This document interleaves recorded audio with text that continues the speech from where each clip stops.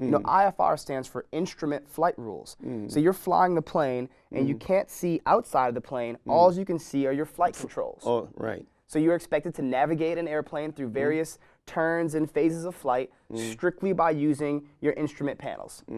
So, you know, and then, you know, being in the simulator is one thing, but when you take to the skies, you know, it's a whole new beast. Yeah. Well, what was the difference when you were in the simulator and when you were in the Cessna? My stomach didn't drop in the simulator.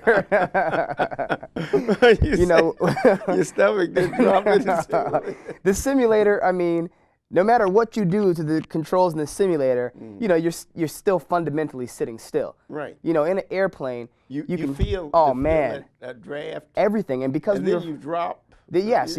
You know, if a gust of According wind to the hits you, wind, that's what I mean. That's right. That's right. It's a drop. You know, we're in a very small aircraft, a Cessna 172. For any pilots out there, you know, that's kind of a lot of people who are learning to fly will learn to fly on a Cessna 172, and they're tiny. You know, they're subject to all the changes of weather. Right. That's what I mean. Every little wind that comes along, and then doesn't that make it difficult to stay on course? Well, you know, staying on course, you know, a course in the air isn't like a road where if you veer a couple feet to the right and left, you're no longer on the road. You know, because you're in the air, it's a prescribed route, and you try your best to stay on it. But the course is meted out in numbers and feet. Absolutely, and things like absolutely. That, right? There are certain speeds and altitudes that you are supposed to be on. Well, really, that's for a flight above a certain level. Okay. What would you say? 10,000 feet? Well, again, it depends on where you're at. But if you're flying in a Cessna 172, most likely you're flying by visual flight rules or VFR. Right. That's what I would think. Okay. Visual. Okay. Well, then you can fly. I see that barn in that house there out here. Over here. Over here. You've got a little bit more leeway there until you start getting near the airfield itself. Well, is there any way that you can prevent a pilot from overrunning the? They had an accident here recently. The runway, you know, because the fact that I think it was out in Europe or somewhere where they had the landing strip on the side of the mountain. The Polish, and they thought that what happened is that they ran out of runway. Do you get involved in any of that as far as, that's what I think in visual. I said, well, a guy in the tower, he can see this guy is going too fast or either too low or too high to come down. Do you get involved in that type of instruction? As an air traffic controller, the measures you're taking are preventative. So if I see that a pilot is coming in too fast, I can say, you need to slow your speed down to whatever speed I think is best. Right? But if that pilot doesn't comply with instructions, then, you know, that takes away, you know, my ability to you know, prevent the situation. Like in that situation with the Polish cabinet, they were in bad weather conditions, and they'd actually gone around a variety of times because the landing conditions were so poor. Right. But in the end, you know, allegedly, the pilot was under the impression that if he came down lower, he could get beneath the cloud level to see the runway. Right. That's visual. Right. Visible. But unfortunately, the cloud level was the you know, tree level. So.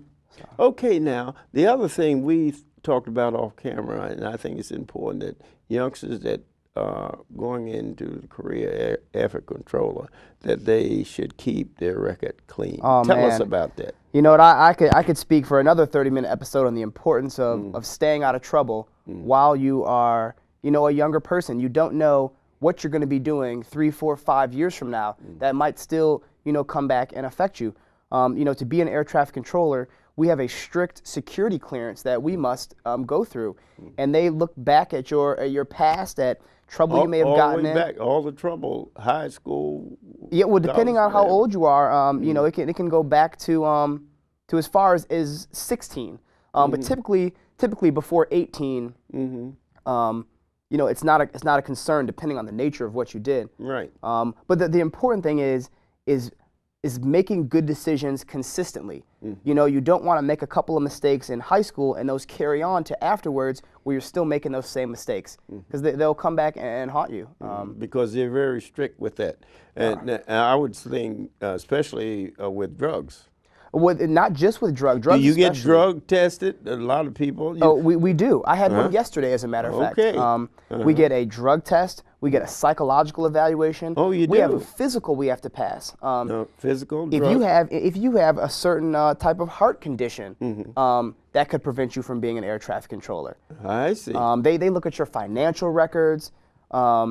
You know, they look at your previous addresses and the different jobs you had. Investigation. It's a very thorough investigation. It's done by the Federal Bureau of Investigation. Done by the FBI. Well, That's you've right. heard it here. So when you go on that next flight, you know, those traffic controllers are well trained. I didn't realize the things that they had to go through and the training that you had to have, you know, the physical training, you know, and also the academic training. That's correct. That's involved. It's almost like a pilot, you know what I mean? So, but anyway, I'd like to congratulate you, Rickey. I appreciate that, on your graduation from the air traffic controller. And young people like you, we're very proud of you. And continue the good work and influence some of your buddies, you know, that get into the field. You know, it pays, right? It does. Yeah, it does. It will, I should say. Right.